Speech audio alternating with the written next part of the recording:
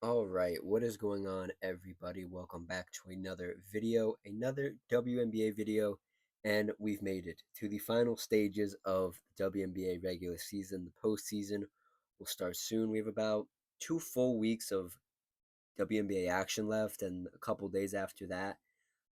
As of recording this is Wednesday. This will go up on Wednesday. I'd say we have about maybe in total, maybe 3 weeks, somewhere in that ballpark, 2 weeks, something around that. So I said I'm going to do it. I'm gonna do my awards.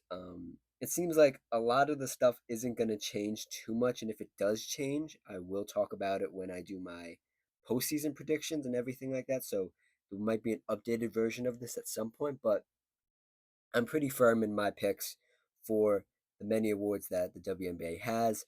On your screen, you can see some of the winners I've picked. We'll go through them, talk about their season, talk about um, the winners, the runner-ups, and the like honorable mentions and stuff. Some of them have, some of them don't have honorable mentions. Some of these awards are really hard to pick in the sense of like most improved and like sixth player of the year and like all this other stuff. And coach of the year is tough. Is either a landslide or it's pretty tough.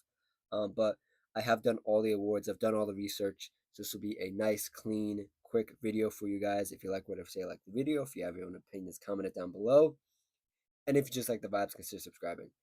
And I went back, because the beauty of having a channel is that I went back and look and watched my own video of my preseason picks for some of these awards. So I do have my preseason picks, and some of them were pretty funny. Some of them were pretty interesting. Made me giggle, made me laugh. We will talk about those. I'm not ashamed to tell you who I picked in the preseason, and now that we're coming down the end stretch here, who actually is going to win the award. So let's see. What do I want to start with here? So we have MVP, obviously. We have Defensive Player of the Year. We have Rookie of the Year. We have Sixth Player of the Year. We have Most Improved, and we have Coach of the Year. Um, I say we save MVP for some of the last minutes of this video, just because I gotta keep you guys waiting. I gotta make you watch the video. Um, let's start with Rookie of the Year. Rookie of the Year is an interesting one because it had seemed that Paige Beckers was going to win it, running away. A lot of sources, a lot of places that I looked at still have her winning the award. But Washington Mystics guard Sonia Citron has made a real push for the award. And I was looking at it last night when I was preparing for this video. And I sort of, I convinced myself that Sonia Citron should probably win the award. And it's so crazy to think because you look at all the regular box score numbers, right? For rookie of the year or any player. You look at the was it points, rebounds, assists, like all that stuff. Um Paige Beckers checks all those boxes. She really does. This is what she was projected to do coming into the league. She's done it for a almost a full season now with some barring some injuries, but she's put together a really complete season. And I'm looking at her numbers right now, Paige Beckers, guard for the Dallas Wings. And I mean, well, once she was an all-star as a rookie off the bench, reserve. She averages 18 points, almost 19, two personal fouls, two turnovers, um, 5 assists, 4 rebounds, almost 2 steals, and then you get into sort of the percentages and the advanced numbers. And the advanced numbers is where Sonia Citron really moves the needle and puts herself in this conversation. Top left of your screen, by the way, Sonia Citron and her team. Um, you look at Paige's percentages: field goal, 45%, um, 3 point percentage, 31%. Her 2 point percentage is anything inside the arc. That I guess is not too close to the paint, but far enough away where she does have a really good mid range shot. She's shooting 50% as a rookie. She has only played 28 games, and she started all those games though, and she's played 34 minutes. And I should note that the attempts that Paige Beckers has had to take. She's taken 15. She averages 15 attempts on the season. Is a lot more than Sonia. Um, it's a lot more. Um, well, not actually. Now that I'm looking, it's not. It's not a. It's four more. It's four more shots essentially. Um, but you look at Paige, and you watch Paige, right? And I said this in the beginning of the season too, and I think it's still true.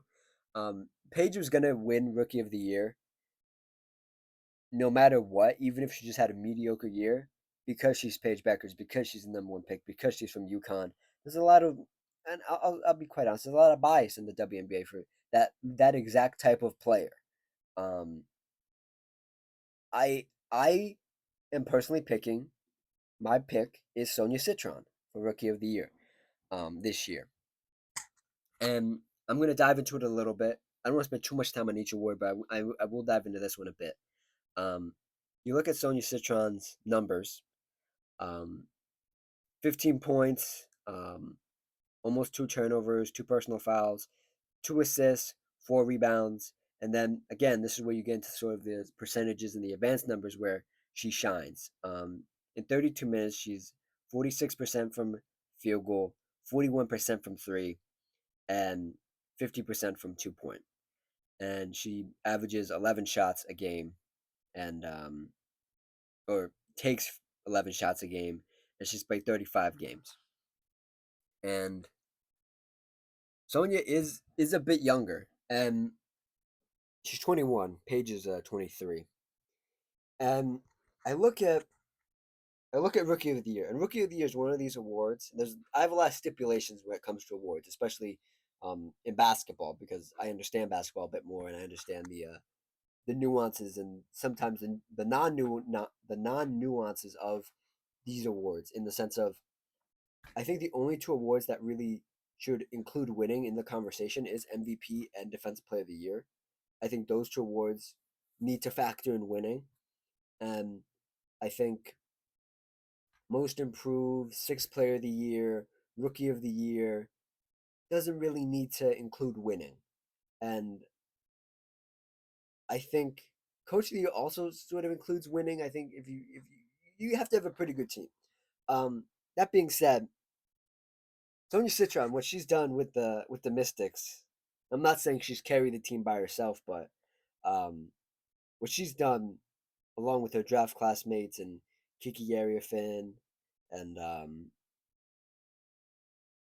what would have been Georgia Amore, is impressive. I mean, right now they're way well. Dallas sucks. Dallas hasn't even won 10 games yet. They've won 9 games. The Wizards, the Mystics um, are just above them in the standings, but they have 16 wins on the season, 19 losses, and for a very young team with a very young core, and they've traded away a lot of their veteran pieces, or one of their veteran pieces, I should say, down the stretch here of the season to give more runway to Sonia, to these other guards. I think what Sonia's done is absolutely incredible. She was also an All Star this year, and I just find what Sonia has done so much more impactful. It's an impactful, it's an immediate impact, you know. And I think what Paige does is impressive. I think the thing for me is that, and this was a thing, this was a knock coming into the league for Paige, is like, is she going to be able to play? Is she going to be available? And she wasn't available this year. Um, to that point, Sonia has played 150 more minutes than Paige this year. 150 more minutes than Paige. That's crazy. 150 more minutes. That's insane. And if you look up, and I'll use this example as well. If you look up Paige Beckers, right, on any, well, I should say any social media or any like page, a WNBA page, any page that's related to the WNBA, you'll see all her like crazy stat lines, right? But you also see Sonia. She broke the record for most points by a Washington Mystics rookie, I think. And that's impressive considering she She only averaged 15 and Paige averaged 18. I don't have the numbers for the most points averaged by a rookie or most accumulative points by a rookie for the Dallas Wings, but I think it's something to be said. And if Paige has already broken that barrier, congrats to her as well. But I think where Sonia has Paige B is the percentages, the doing more on less shots. And I get that Paige has had to do a lot more on this Dallas Wings team that is pretty bad and is pretty badly constructed. She has to do more, so she has to take more shots, and the shots are going to be less efficient.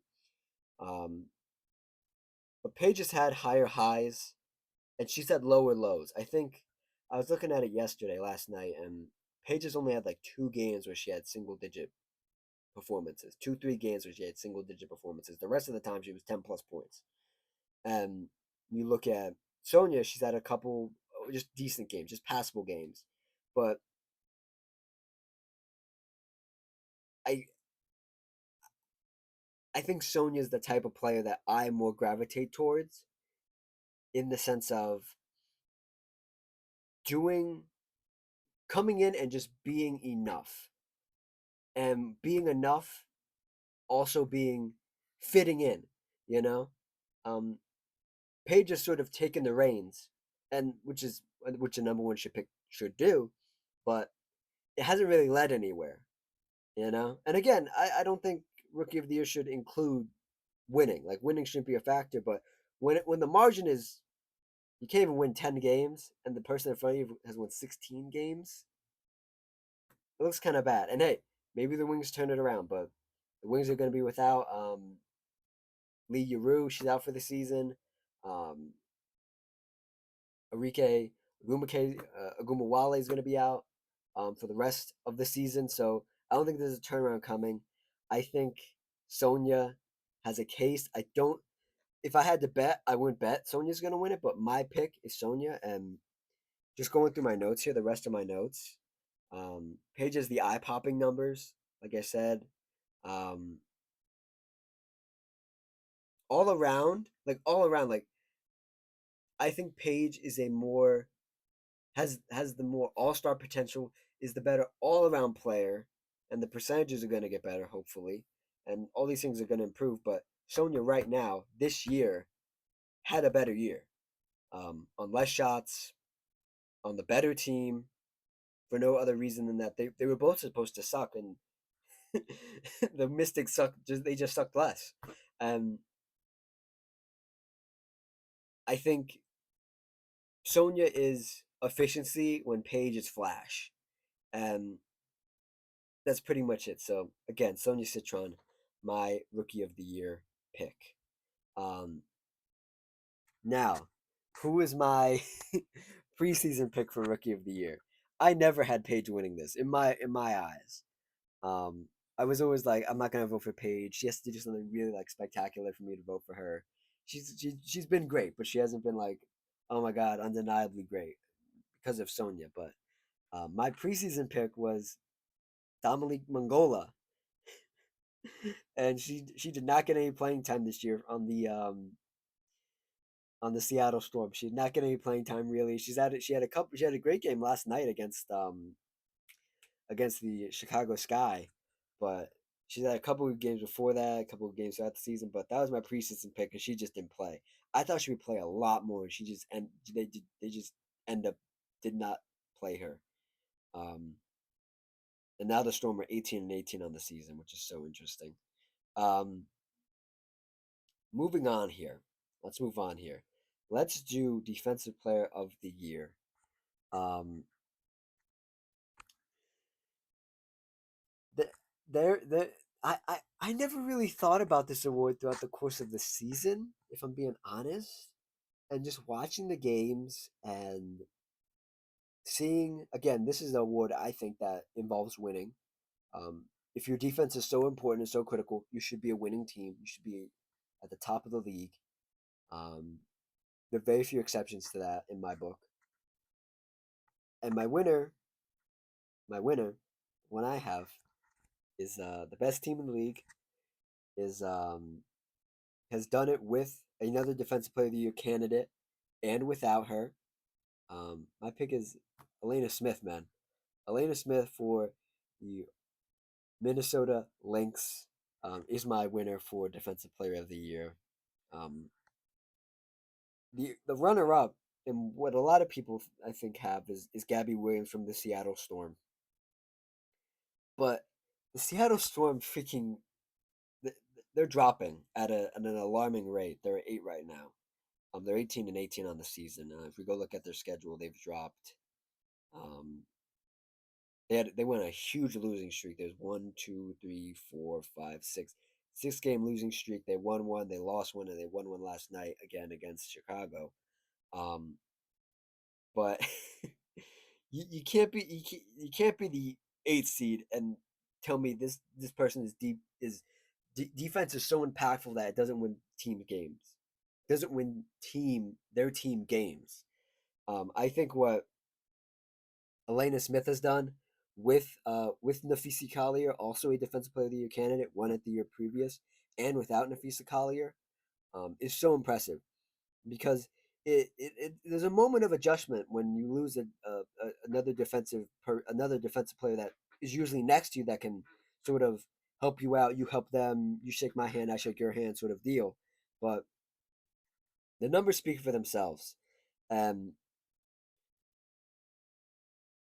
I really want to stress how good Elena Smith is. The numbers don't really show it. If you're a numbers type of person, um, it doesn't really show it.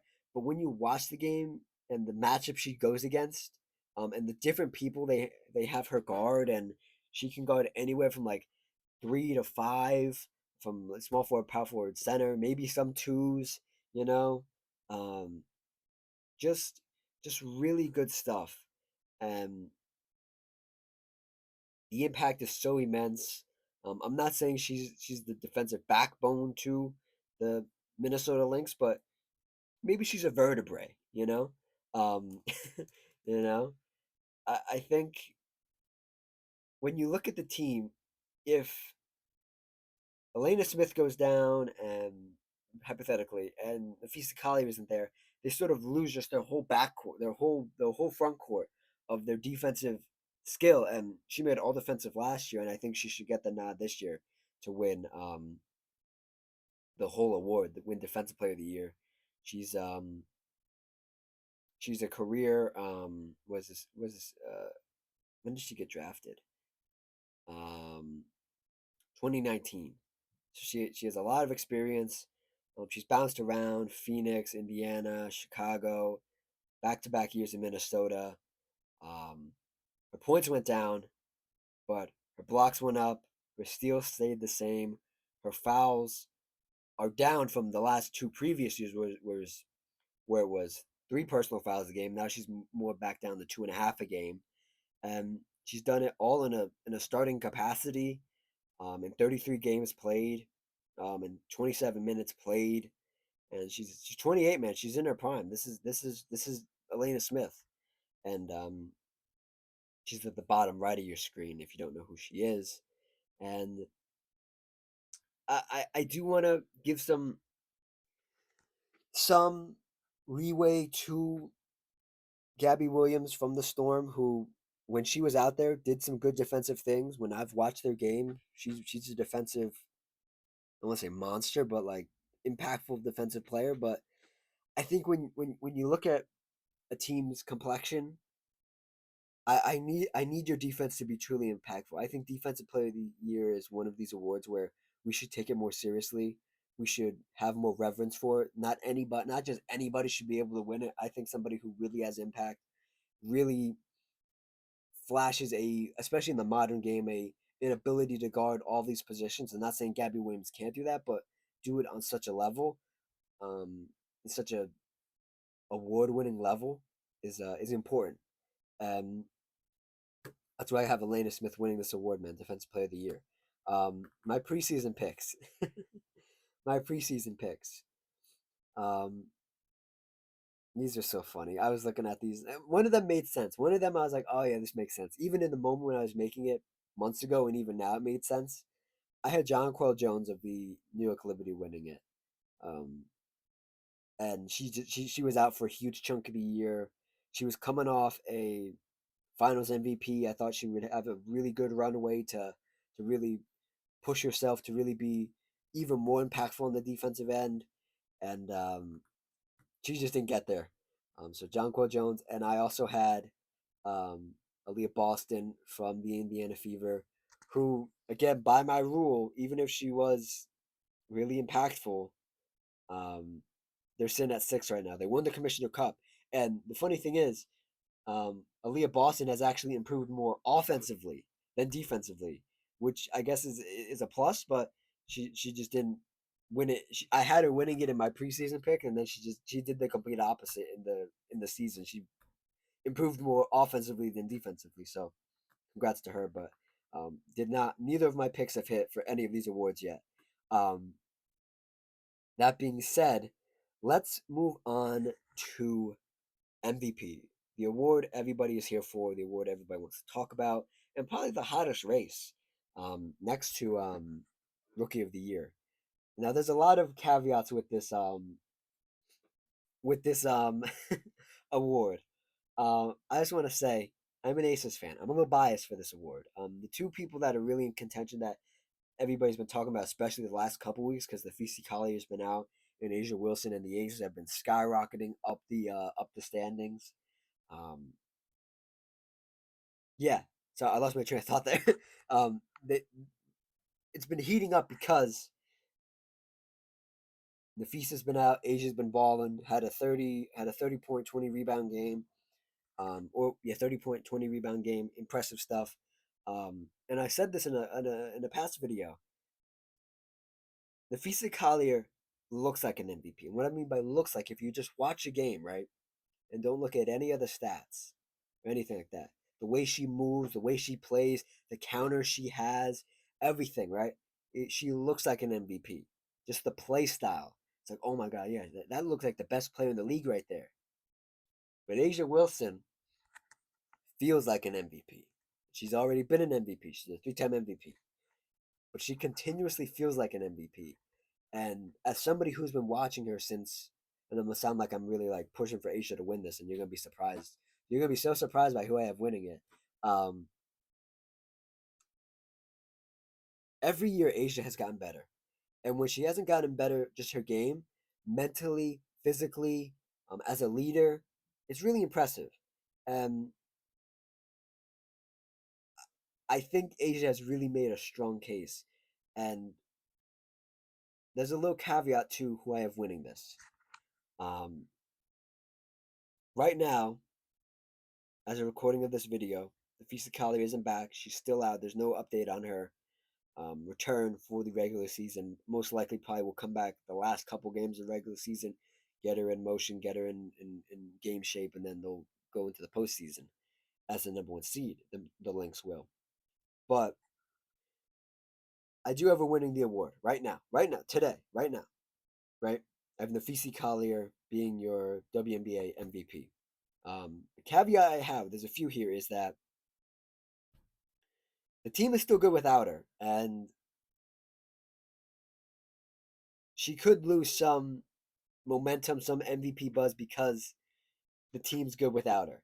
And this is more of like a, how do you say it? A like the word valuable. When you break down the word valuable, how do you define the word valuable? And this is how some people look at MVP, especially in the NBA. It's like, who has been the most valuable player this year? Who is the most valuable to their team, right? And it's not a diss against Nafisa Kalia because the team is built well. I don't think you should judge a player. You should take anything away from a player just because the team was good and they're on a good team. They were drafted to a good team, or the team was built around them and the team is great. I don't think you should take anything away from somebody who's in that situation, because Asia was in that situation when she won her 3 MVPs. Um, but it does hurt your case, and this is my huge caveat, right? My runner up for this is Asia Wilson, right?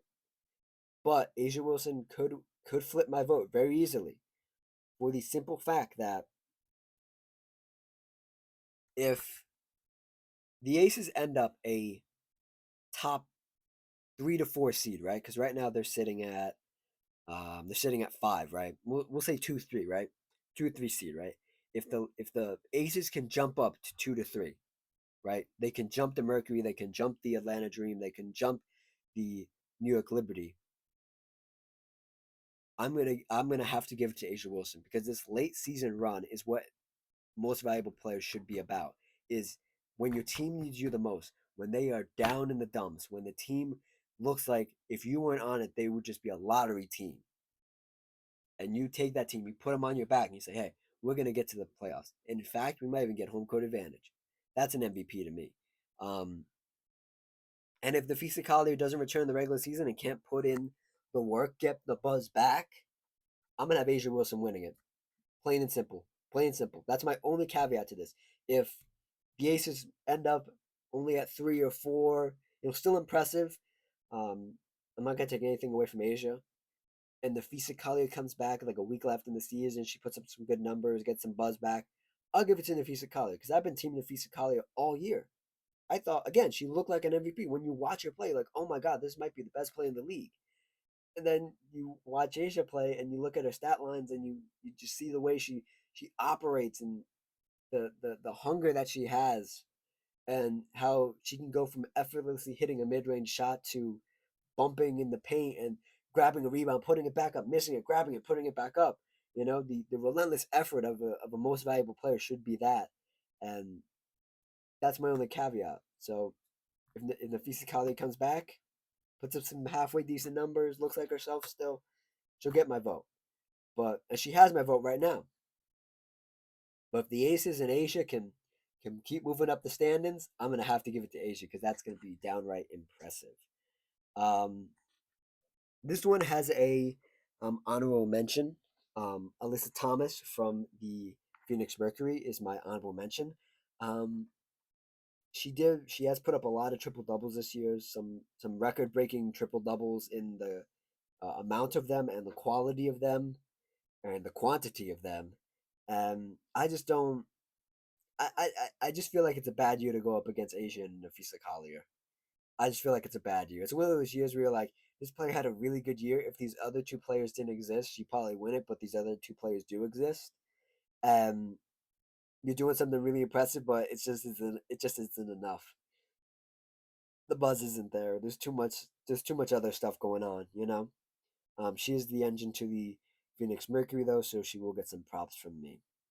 Um, so yeah, that is MVP. Nafisa Collier, pardon me. Um, my preseason picks. Well, my preseason picks were um, not Caitlin Clark, Nafisa Collier and Asia Wilson. Those were my two preseason picks. It was kind of a no-brainer the whole year.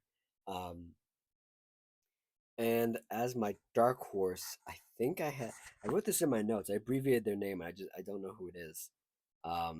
SS. I don't remember who SS is. I watched the video yesterday and I can't remember. I wrote it in my notes and I was like, SS Dark Horse. I don't remember who SS is. I might remember it as we go through this video.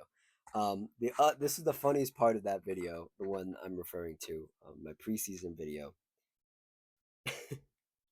Jewel Lloyd got a mention in MVP talks by me in the preseason, and she has had one of the worst years of her career.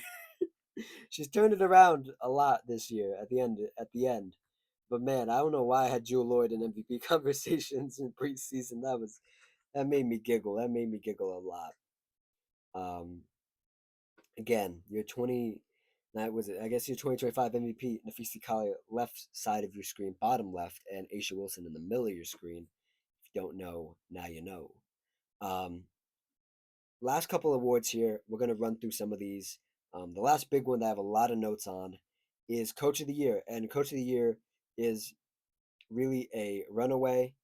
In my opinion, I think a lot of people's opinion, it is the Golden State Valkyries head coach Natalie Nasike, Nesake, Natalie. Shout out Nat. Um, she's. I'm gonna just read my notes here because I think I said it perfectly here. No other coach has taken the average talent that she has had this year and made them the winningest team of all time by an inaugural team. So that means they have the most wins by an inaugural team, an inaugural season, by any franchise, by any expansion team, which is crazy. They have a special kind of team, and I think we might look back on this version of the Golden State Valkyries when these other expansion teams come in over the next couple of years, and might say they did it the right way because expansion teams aren't supposed to be this good, and they might be an anomaly in a sea of really bad expansion teams to come. By really bad, I mean just that's the nature of being an expansion team is you're probably gonna be one of the worst teams in the league, but not this year. The Golden State Packers really put it together this year. Great year as a first-time head coach for Natalie.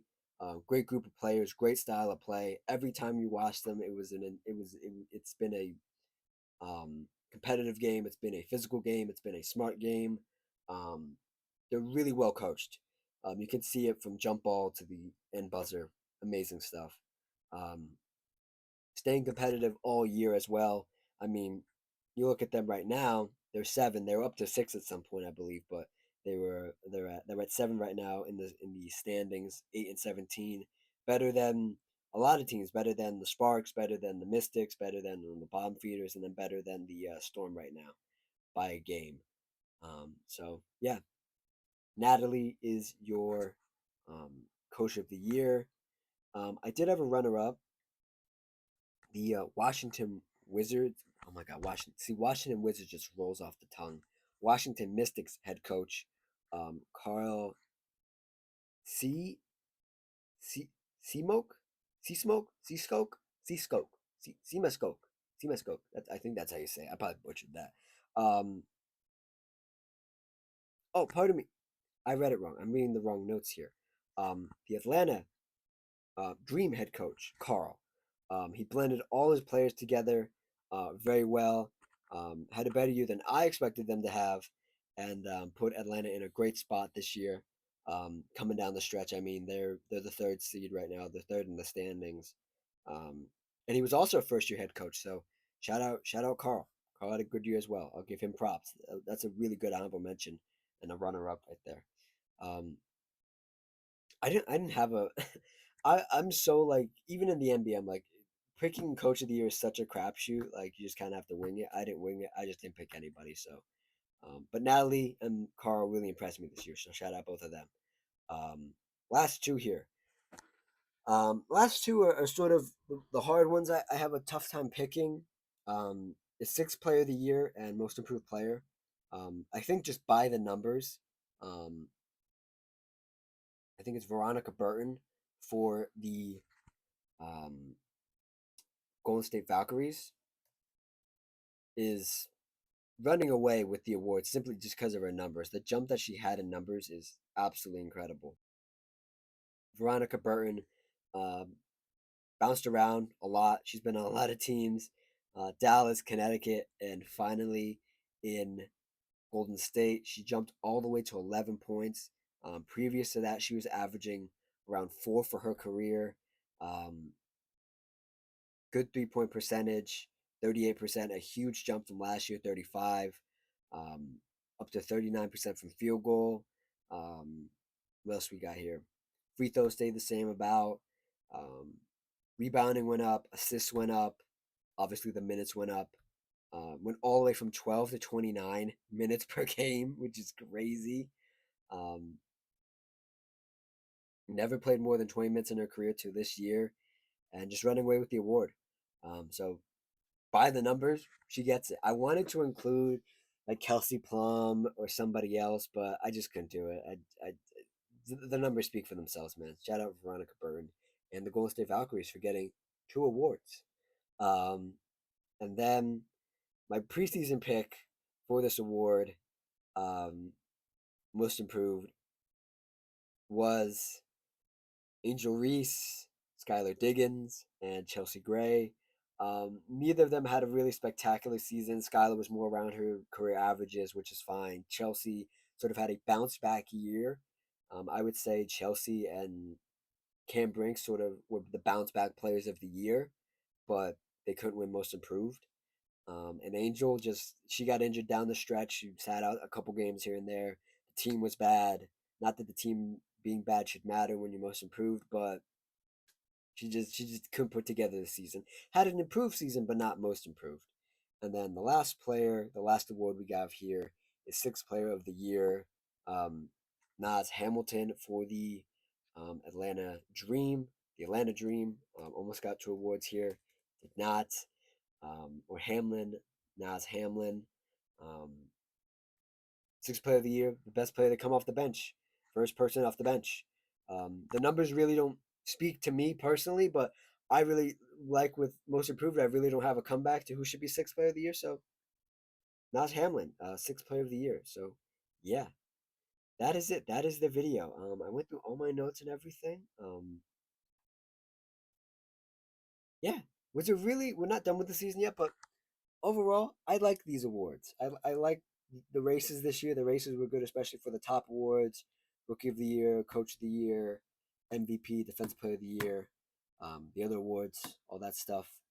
Again, Rookie of the Year for me, my vote: Sonia Citron. Coach of the Year: Natalie N.